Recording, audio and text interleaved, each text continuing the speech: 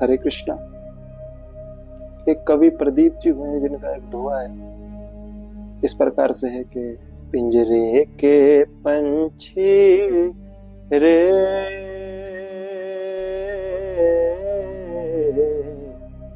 तेरा दर्द न जाने कोई, तेरा दर्द न जाने कोई। जब जब मैं इसको सुनता हूं तो मुझे एक सेंटेंस याद आ जाता है। इसमें एक स्टोरी आती कि एक व्यक्ति था, उसने घर में एक पक्षी पाल रखा था, एक तोता उसने पाला हुआ था। तो वो जब भी संध्या काल में काम से अपने घर पे आता था, देखता था कि वो जो पक्षी है वो दुखी है, निराश है, हताश है, परेशान है। तो उसको देखते हुए उसने सोचा कि शायद इसका जो पिंजरा है इसमें फॉल्ट है, लोहे का है, मैं इसको सोने का कर देता हूँ, सोने का पिंजरा होगा तो इसको अच्छा लगेगा। और ऐसा उसने करा भी। और फन फैक्ट यहीं पर ही आता है कि सोने के पिंजरे के बाद भी पंछी दुखी, परेशान, हताश था। तो उस व्यक्ति ने सोचा अब मैं क्या करूं, मेरे पास धन भी बहुत है, तो एक काम करता हूं, इसको मैं डायमंड का कर देता हूं, डायमंड का कर दूंगा तब शायद ठीक हो जाएगा, है ना। तो ऐसा करा भी उसने, डायमंड का पिंजरा भी दे दिया पंछी को। पर फिर भी वो जो पंछी है, जो तोता है, वो नाराज था, हताश था, परेशान था, दुखी था। प्रसन्नता नहीं मिली, समझिए, प्रसन्नता जो होती है नहीं है। इसी चीज से जो मनुष्य है, जनमानस है, इसको एक चीज सीखनी चाहिए कि आजीवन हम विषयों के पीछे भागते हैं। वास्तविक तो ये विषयों के पीछे भागते हैं, इंद्रिय तृप्ति करते हैं। इंद्रिय तृप्ति क्या है? जिनके माध्यम से मनुष्य रूप, रस, स्पर्श, गंध, वाक्य, इन सब अलग अलग अनुभूतियों का अनुभव करता है। जैसे कान से गाने सुन रहे हैं, कान को तृप्ति दे रहे हैं, आंख से पिक्चर देख रहे हैं, अलग अलग विषय, चित्र देख रहे हैं, कुछ भी आप एज इट इज, जो स्पिरिचुअलिटी नहीं है उसके अलावा कुछ भी कंसीडर करो, वो इंद्रिय तृप्ति आंखों की आ जाएगा। कि आंख जो विषयों को देख रही है, इंद्रिय तृप्ति है। इत्र लगा रहे हैं, परफ्यूम लगा रहे हैं, पार्टी शादी में जा रहे हैं, डिस्को कर रहे हैं, इंद्रिय तृप्ति हो गई। ये भी इस शरीर की इंद्रिय तृप्ति हो गई। नाक जो है हमारा, ये इसमें इंद्रिय तृप्ति ले रहा है, अपना आनंद ले रहा है। और मुंह से हम फालतू की बातें कर रहे हैं। अगला नेता कौन बनेगा भैया, उसने उसकी भैंस को डंडा क्यों मारा, ये फालतू के विषय में जब हम लगते हैं, ये इंद्रिय तृप्ति होती है। अब इससे एक चीज आपको समझना बहुत जरूरी है कि हमारा जो मन है ये हमेशा अलग अलग विषयों के पीछे हमें भगाता रहता है। पर यहाँ पे वही चीज है कि इंद्रिय तृप्ति जो ना, हमारी इंद्रियों को जब सेटिस्फेक्शन मिलता है तो इससे मन को आनंद मिलता है। और ये इसी आनंद को पाने के लिए छोटे छोटे सुखों के अंदर अपने को पूर्ण करने की कोशिश करता है, जो कि होने वाला नहीं, क्योंकि अंततः तो हम पिंजरे के अंदर हैं। ये चीज प्रैक्टिकल हमें समझनी है कि स्वतंत्र नहीं, हम एक पिंजरे के अंदर है। पर इसमें हमें लग रहा है कि हम सब कुछ भी कर सकते हैं या किसी भी तरीके से। पर आप कितना भी अर्जित करिए, आप बड़े बड़े मकान बनाइए, अलग अलग चीजें, अचीवमेंट पाइए, शरीर नष्ट होगा, ख्याति भी नष्ट होगी।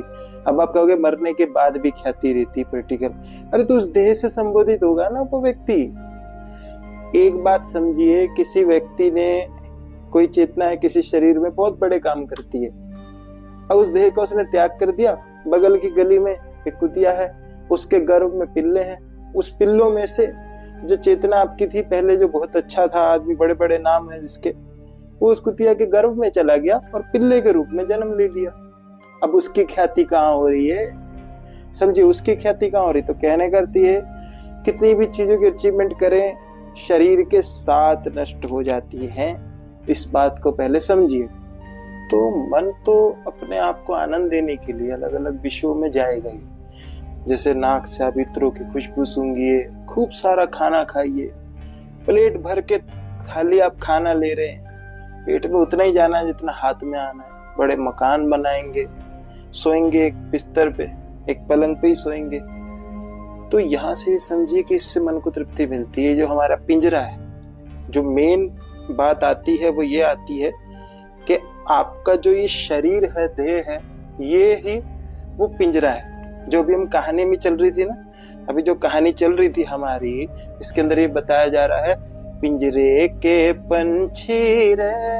पिंजरे का जो पंछी है वो आप है, पिंजरे का जो पंछी है वो आप है। बात को समझिए यहाँ पे कि पिंजरे का पंछी आप है, जो पिंजरा है वो ये देह है, और जो वो मालिक था वो मन है। मन सोचता है ये कर लूंगा आनंद मिल, वो कर लूंगा आनंद मिल जाएगा, इस विषय में चला जाऊंगा आनंद मिलेगा। अभी मैंने जैसे आपको बताया कि कान से हम सुनते हैं, है ना, गाने सुन रहे, कुछ भी आंखों से पिक्चर देख रहे, कुछ भी जो फालतू के विषय, इंद्रिय तृप्ति है।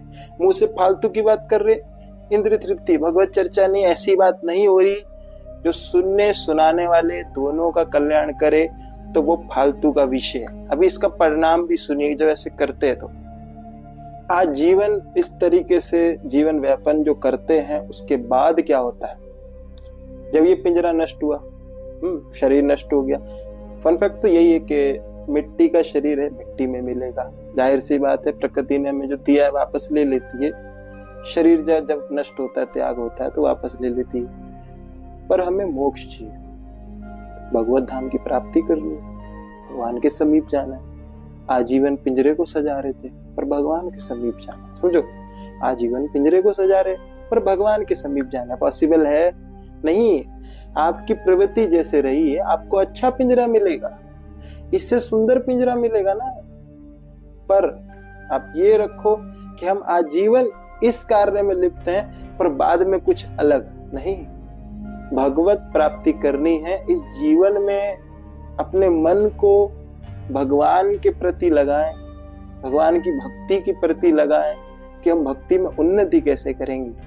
जो व्यक्ति आजीवन इस पिंजरे को और सुंदर, बलशाली, धनवान ये सब बनाने में जीवन व्यतीत कर रहा है, अपना पूरा जीवन बिता दिया है, उसको ये एक्सपेक्टेशन नहीं रखनी चाहिए कि देह के त्याग के बाद हमें ईश्वर प्राप्ति होगी। उसको ये समझना चाहिए इस तरीके से जीवन जब व्यापन करा हमने, परोपकार नहीं करा है, किसी दूसरे के कल्याण के बारे में नहीं सोचा है, स्वयं की तृप्ति के बारे में सोचा है। इस तरीके का जीवन व्यतीत करके हमें भगवत धाम की प्राप्ति होगी, क्योंकि हम अपने लिए जिए हैं, सेल्फिशनेस में जिए हैं, ईश्वर प्राप्ति चाहते हैं। भगवान तो धरातल पे आते ही दूसरों के कल्याण के लिए, दूसरों को शिक्षा प्रदान करने के लिए, सदमार्ग दिखाने के लिए, हमारे लिए एक सिद्धांत स्थापित हो, इसके लिए भगवान धरातल पे आते हैं। पर हम ये चाहते हैं कि हम वहां जाने के योग्य बने, पर यहाँ पे हम चाहते हैं, पर आजीवन मन किस में लगा है, विषयों के प्रति, विषयों के प्रति लगा है। जैसे विषय दिमाग में है, जिस तरीके की हमारी गति चले जा रही है, वैसा देह अगर हमको मिल रहा है तो इसमें क्या गलत है। जिस प्रकार की अपनी मानसिकता सेट हमने करी हुई है, उस तरीके का अगर ध्येय मिल रहा है तो क्या गलत है, कुछ गलत नहीं है। तो यहाँ पे यही मैं कहना चाहूंगा कि पिंजरे का जो पंछी है वो हम ही है, पर हमें लगता है कि हम पिंजरे में नहीं है, स्वतंत्र हैं। स्वतंत्र है भी एक स्तर तक, पर वास्तविकता यही है, इस शरीर के बाहर आत्मा जो है, आत्मा इस देह के अंदर आया ही इसलिए है ताकि वो भगवत प्राप्ति कर सके, भगवान के और समीप जा सके, इस प्रकार के कार्य वो कर सके इस देह में रहते हुए, पर मन के चलते। भक्ति का सिनेरियो ही ऐसा बन गया है कि मंदिर में घंटा बजा लेने से भक्ति हो गई। हमने 10 रुपए का नोट मंदिर में चढ़ाया और भगवान के सामने हमारी लिस्ट चालू होती है, मुझे पेपर में पास कर दो, मुझे अच्छी गर्लफ्रेंड दिलाओ, फिर अच्छी पत्नी दिलाओ, अच्छा घर दे दो, जॉब मेरी लगा दो, मुझे अच्छे बच्चे दे दो, तबीयत ठीक कर दो। एज इट इज़ कुछ भी इच्छाएं, कामनाएं, मतलब वही जो मन इंद्रियों के द्वारा जो अपने को संतुष्टि पहुंचाना चाहता है, वही क्रिया भगवान के सामने जाके भी करते हैं। पर एक बात ध्यान रखिए कि भगवान ने दुर्योधन का इतना जो शौर्य वाला, अच्छा मतलब ठाट बाट से जो खाना खिला रहे थे, उसको ठुकरा के उन्होंने विदुर के घर में जाके खाया। सूखो साग विदुर घर खायो। अब समझ रहे, से शबरी माता की भक्ति है, उनके झूठे बेर भी उन्होंने खाए हैं, वो एक भाव है।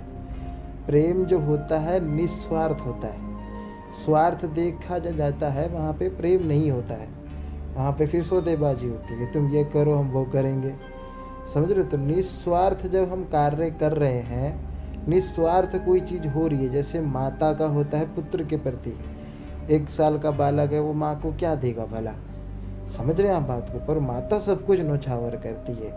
प्रेम का आधार वो है। जैसे भक्त प्रहलाद है, उनको नरसिंह भगवान सब देना चाहते हैं, पर प्रहलाद महाराज जी को कुछ नहीं चाहिए। उन्होंने कहा बस भक्ति मेरे को जो कर रहा हूँ वो है। ऐसे ही बलि महाराज का उदाहरण हम लेते हैं कि बलि महाराज ने जब वामन अवतार में भगवान को 3 पग भूमि देने का वचन दिया, तो एक पग में तो उनका पूरा राज्य पृथ्वी हो गया, दूसरे पग में पूरा आपका 3 लोक हो गए, सब कुछ हो गया, मतलब 2 पग में कवर।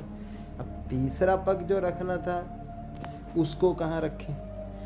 तो उन्होंने कहा कि प्रभु जी आप ये बताइए कि दान लेने वाला बड़ा है कि देने वाला बड़ा है? भगवान ने कहा देने वाला बड़ा है। तो उन्होंने कहा तीसरा पग प्रभु आप मेरे मस्तिष्क पे रखिए, मुझे अपने चरण कमल में स्थान दीजिए, मैं अपने आप को आपको समर्पित करता हूँ। तो जो भक्ति भाव है वो इस तरीके का होना चाहिए जिसमें हम देने का सोचें हैं, परोपकारी टाइप के हों।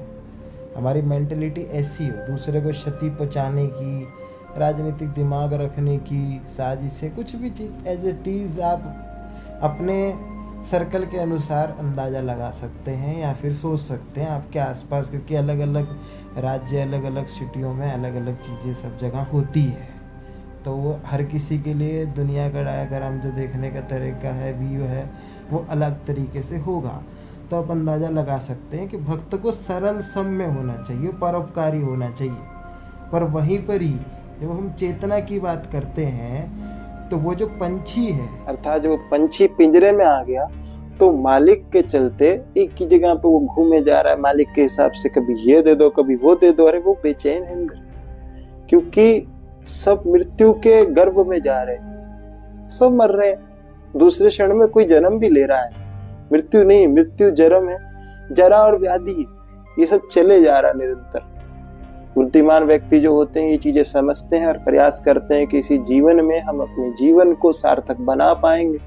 इस तरीके के कृत्य वो करते हैं। इस वीडियो से आपको कुछ भी समझ आया है तो आप उसको साझा कर सकते हैं, टिप्पणी कर सकते हैं। इस वीडियो को आप लाइक करें और इसको शेयर करें लोगों के साथ में जितना ज्यादा हो सके। मिलेंगे आपसे दोबारा एक और वीडियो में। हरे कृष्ण।